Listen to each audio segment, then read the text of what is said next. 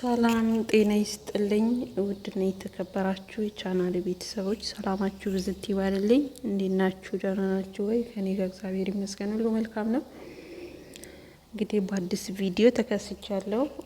የዛሬ ቪዲዮ በጣም የሚያስደነግጥ እንዲሁም ደግሞ የሚያሳዝን ቪዲዮ ነው ይዤላችሁ የመጣሁት ማለት ነው ውዶችዬ። ሁላችሁም እንደምታውቁት እዚህ በምስሉ ላይ የምታዩት ማስተር አብነትን የማታውቁ ትኖራላችሁ ብዬ አላስብም። ሁላችሁም ታውቁታላችሁ። በመልካም ስራ የሚታወቅ ወንድማችን ነውና እንግዲህ ዛሬ ላይ ባጋጠመው በጤና ህመም ጉዳይ ያልታሰበ ችግር ገጥሞታል ማለት ነው። ህመም ላይ ነው ያለው ማስተር አብነት። እንግዲህ ይህን ሰሞን ትናንትናና ዛሬ በጣም በሚዲያ በሶሻል ሚዲያ ላይ በጣም እየተንሸራሸረ ይገኛል ማለት ነው ውዶችዬ። እውነቱን ለመናገር እቺ ዓለም መልካም የሚሰራ ሰውን አታበረክትም። ለምን እንደሆነ ባላቅም ማለት ነውና በጣም ነው የሚያሳዝነው።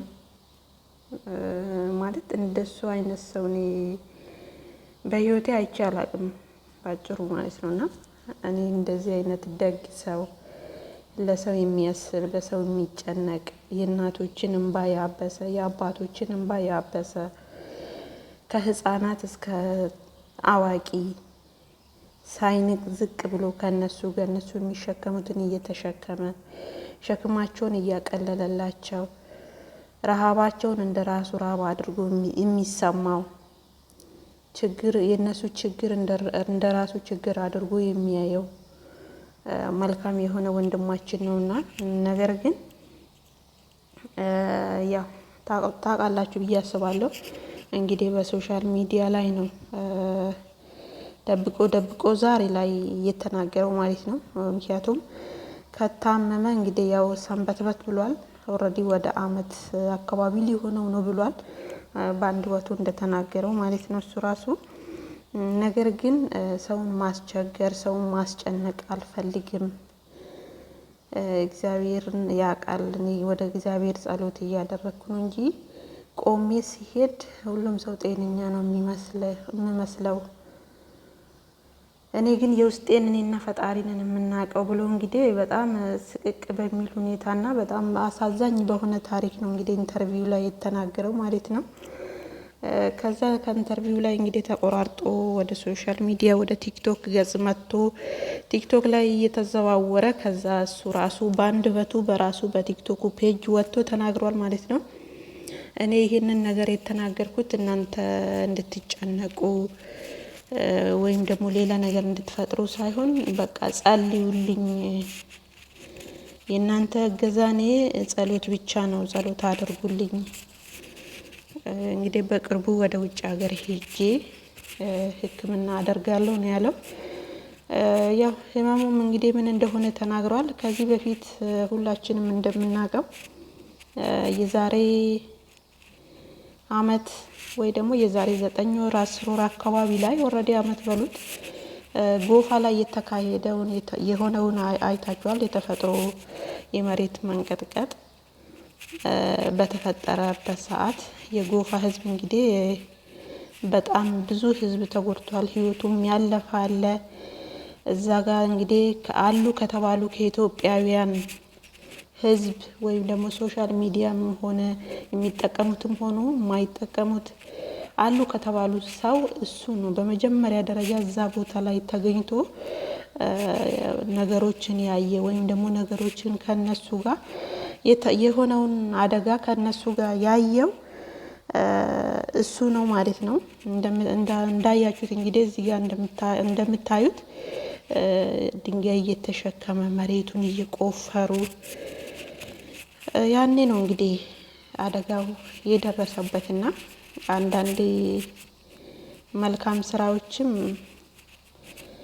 የምር በእንደዚህ አይነት ነገር ምላሽ ማግኘቱ እኔ በጣም ነው ያዘንኩት እንደራሴ ማለት ነውና ያው አላቅም ብቻ ምን ማለት እንዳለብኝ። ግን ይሄ ሰው እንግዲህ ያኔ ነው እዛ ቦታ ላይ ሄዶ ያንን አደጋ ለመታደግ የአደጋው የደረሰው እንግዲህ የመሬት መንቀጥቀጥ ነው። በዛን ሰዓት ነው እንግዲህ እሱ ወደዛ አምርቶ እዛ ሄዶ የዳኑ የተረፉ ያለፉት ህይወታቸው ያለፈ አልፏል። ህይወታቸው ደግሞ ያላለፈ እየተጎዱ አሉ። ብዙ ነገሮች የደረሰባቸው አሉ። እንግዲህ አለ የተባለው ንብረታቸው ወይም ደግሞ የሚገለገሉበት ቁስ እንዳለ ነው የወደመው ማለት ነው። እና አስቀድሞ እዛ የደረሰው እሱ ነበረ። ያንን ነገር እንግዲህ ብዙ ነገር አድርጓል እዛ ቦታ ላይ እንደዚህ እንዳያችሁት እንግዲህ እዛ ውስጥ ገብቶ ሲቆፍር ይመስለኛል እግሩ ላይ አደጋ እየደረሰው ከጉልበቴ በታች ይቆረጥ ተብዬ ነበረ።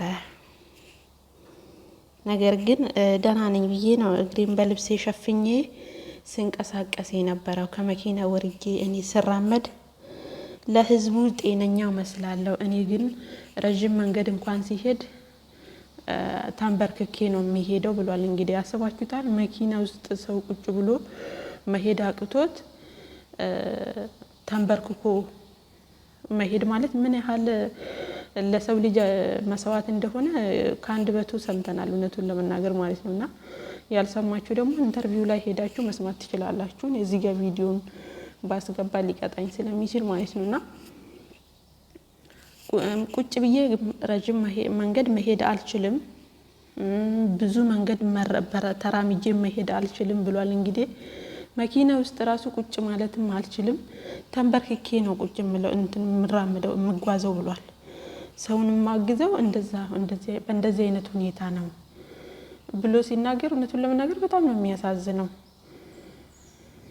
ማለት ለመልካም ሰው እንደዚህ አይነት ነገር ይከፈላል እንዴ ስንል ይሄ ደግሞ እንግዲህ ከፈጣሪ ጋር ብቻ አላቅም። እውነቱን ለመናገር በጣም ነው የሚያሳዝነው። በጣም ነው እየከፋኝ እኔ እንዳንድ ግለሰብ ማለት ነውና ማርያም ማለት አይታችሁታል። የበዓላት ጊዜ ቤቱን ጥሎ ከሚስቱ ጋር ከጓደኞቹ ጋር በቃ ራሱ ቤቱን ጥሎ ከነሱ ጋር ሲያሳልፍ ማን ነው ዛሬ ላይ በበዓል ጊዜ ተውና ባዘቦት ጊዜ ራሱ እኮ ወጥቶ አንድ የሶሻል ሚዲያ ተጠቃሚ ሰው እኮ አንድ የተቸገረ ሰው ወደ ቤቱ አስገብቶ እንኳን ለአንዲት ቀን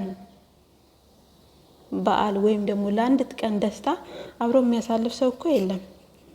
ግን እሱ ህይወቱን ነው በቃ ለህዝብ መስዋዕት ያደረገው ማለት ነው። የምር እሱን አያቅም የምለው ሰው የለም። አላቅም ማስተራዊነትን የሚል ሰው ይኖራል ብዬ አላስብም እኔ እንዳንድ ሰው ማለት ነውና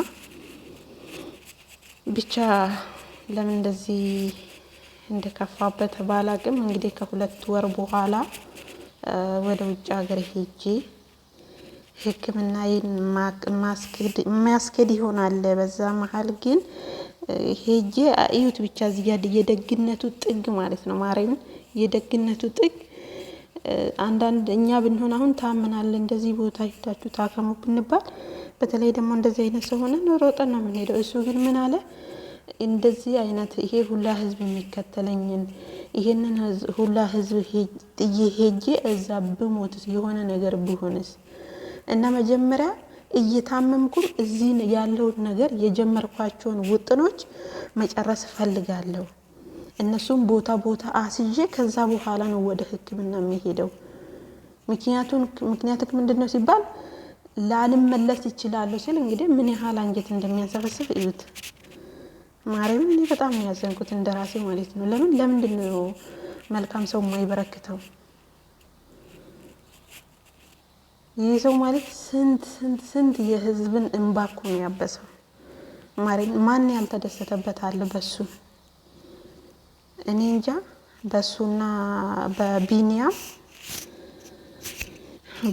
መቅዶኒያ የሚያግዘው የምር እነሱ ሁለቱ አሉ የተባሉ ኢትዮጵያ በእነሱ ነው በቃ የኢትዮጵያ እናት አባቶች የደሃ አባት እናት የሆኑ በእነሱ ነው ቆሙ ያሉት ማለት ነውና የስንትን ሰው ህይወት የሚታደጉ ሰዎች ዛሬ ላይ እንደዚህ አይነት ነገር ገጥሞት ስናይ በጣም ነው የሚያሳዝነው እውነቱን ለመናገር ማለት ነውና እንግዲህ በቅርቡ ወደ ውጭ ሀገር ሄዶ ሕክምናውን እንደሚያደርግ ነው ያው እንዳለው እንግዲህ ወይ ከእግሩ ነው እንግዲህ እንትን የሚናገረው ማለት ነው። ያም ሆነ ይህ ግን እግዚአብሔር አምላክ የነኚህ የእናቶች የአባቶች የስንት ሰውን እንባ ያበሰ የነሱ አምላክ መቼም አንተን ይጥልሃል ብዬ አላስብም። ገና ወጣት ነህ፣ ገና ብዙ ነገር የምትሰራ ሰው ነህ። ብቻ ፈጣሪ አለ። ፈጣሪ ደግሞ አንዳንዴ ስናስበው የሚወደውን ሰው ነው የሚፈትነው።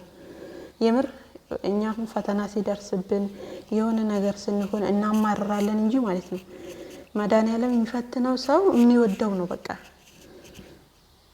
በፈተናዎች ብዙ ነገሮችን ልናይ እንችላለን፣ ብዙ ነገሮችን ማለፍ እንችላለን፣ ብዙ ነገሮችን ልናስተውል እንችላለን። ብቻ ዛሬ ላይ ለሕክምና አዝኖ ወደዛ ቢሄድም በደስታ እንደሚወጣ ደግሞ አልጠራጠርም። የምሬ ነው የምላችሁና እንግዲህ የጎፋ ህዝብ ጸሎታቸውም ያግዝሃል ብዬ አስባለሁ። እንዲሁም ደግሞ ምክንያቱም የጎፋ ህዝብ ያልኩት እዛ ቦታ ሄዶ ነው እንግዲህ ይሄ ነገር እንትን ያለው ማለት ነው፣ የተፈጠረው ምክንያት የሆነው ማለት ነው። አያችሁ አንዳንዴ ምክንያት ከትንሽ ነገር ነው የሆነ ምክንያት የሚገጥመንና ትልቅ እንትን የሚልብን ማለት ነው። አሁን እሱ ይሄኔ ለዚሁ ለስራ ብሎ ነው ይሄ ነገር እንደዚህ የተራዘመበት እንጂ ባጭሩ ወዲያው እንትን ባለበት ጊዜ ሄዶ መታከም ይችል ነበረ። እሱ ግን ደብቄ ያለው ህመሜን በጣም ረጅም ጊዜ ደብቄ ያለው ልብስ ለብሻለሁ፣ ልብስ ደራርቤ ለብሻለሁ። ግን ሰውነቴ እያለቀ ሲሄድ ልብስ አይደለም አንድ ሁለት ልብስ 10 ብደርብ መታየቱ አይቀርም፣ የሚታይ ነገር ነው። እና ዛሬ ላይ ወጥቼ እንድናገር ያደረገኝ ራሱ አንዱ አካሌ ነው ብሏልና እንዳያችሁት እንግዲህ ፊቱ ራሱ ይናገራል እውነቱን ለመናገርና ብቻ መድኃኒዓለም ይርዳክ፣ ፈጣሪ ጨርሶ ይማርክ፣ የደሃዎቹ እንባ ካንተ ጋር ይሁን። እኔ ሌላ ምንም ምለው ነገር የለም እውነቱን ለመናገርና በጣም ነው ያሳዘነኝ፣ በጣም ነው አንጀቴን ይበላኝ። እኔ እንጃ ኢትዮጵያ እሱን ካጣች ጨለማ ነው ብዬ ነው የማስበው። ይጨልምባታል። በተለይ ደሃዎች ጎዳና ላይ ስንት ሰው ነው ያነሳው፣ የስንት ሰው እንባ ነው ያበሰው። ማርያም የስንት ሰው ህይወት ነው የቀየረው። ታሪክ እኮ ነው የሰራው ማርያም። እና ፈጣሪ በደስታ ይመልስህ ብዬ ነው ምልክ። ሌላ ምለው ነገር የለኝም። መልካሙን ሁሉ እመኝልሃለሁ። ፈጣሪ ጨርሶ ይማርክ። አንተ መልካም ሰው ነህ እና በያላችሁበት ሰላማችሁ ይብዛልኝ ውዶችዬ።